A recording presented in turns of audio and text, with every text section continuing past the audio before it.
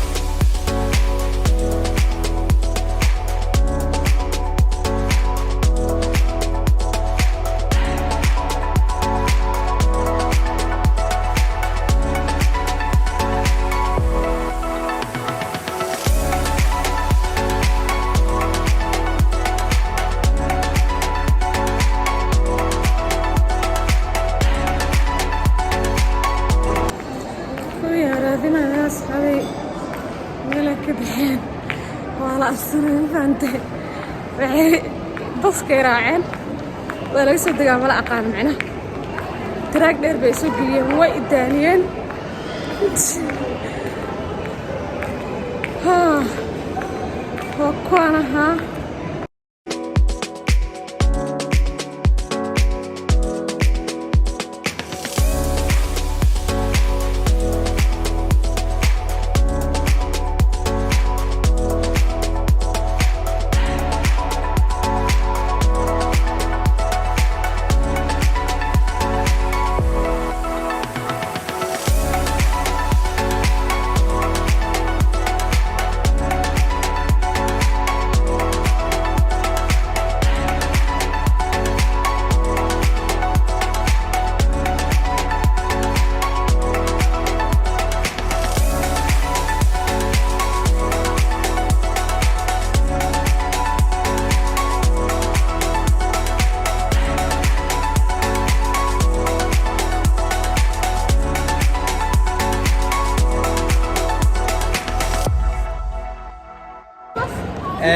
dambeyn maanta BBS Mall waa imaanay ani iyo gabadha Ibtihaaj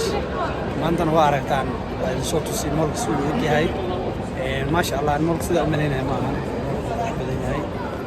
wala hagaajiyo wulina hada dayac waxa ku socoto dadkii wali ma furin badana shaqooyin ku socoto laakiin meelo badan oo qurux badan oo furan waa arkay maasha Allah waa mallka ugu horeeyay Islii laga furo waan ku faraxsanahay runtii sida u maleynaya muu noqonin وانا مركو غوريس aan keeno gabadheeda Ibtihaaj waynu ku farxday ayada xitaa waa aragtaan si videoisu soo baashaalayso ma sha Allah waadin tusana insha Allah inta idinka maqnaan YouTube-ka ka xumaanina dani duruufa lagu kala maqnaa marka insha Allah kulay saan jeclahay ya wala odoyo meeshaan inta u baandeen صاحب سلام قولنا سلام باي باي باي سي العق سي بابا كان laga wadaa haye waalin qof Soomaal barnaay idin qof Soomaal marka aragtaan sahrana dadka soo socda maahan fadhiga lagaga duubayaa insha Allah waxaa idin leeyahay dhammaan asxaabta inta noo xiistay waa idin xiisna anagana soo laabad wanaagsan videogaana intaad ku soo gaarana like sar siina sheegare commentina ka saddex mara wax idin sheegaya aa laga faa'iidaysto maantana BBS Mall gabadhaan way ku farxday iyadoo ciyaaraysa waa aragteen haye BBS ma ku farxina ku farxina qofka ma xanaaqsan iskala waa xanaaqday yiriis oo maxay ahayd dad islaamid kale arday inuu ka ciyaarto bombal camal saas u tataabana ilmaha ma fahansana inuu bil aadin waa xanaaqsan marka qaata marka bye asxaabta bye ilmaha islaam way xanaaqsan tahay marka insha Allah kulanti fiican oo wanaagsan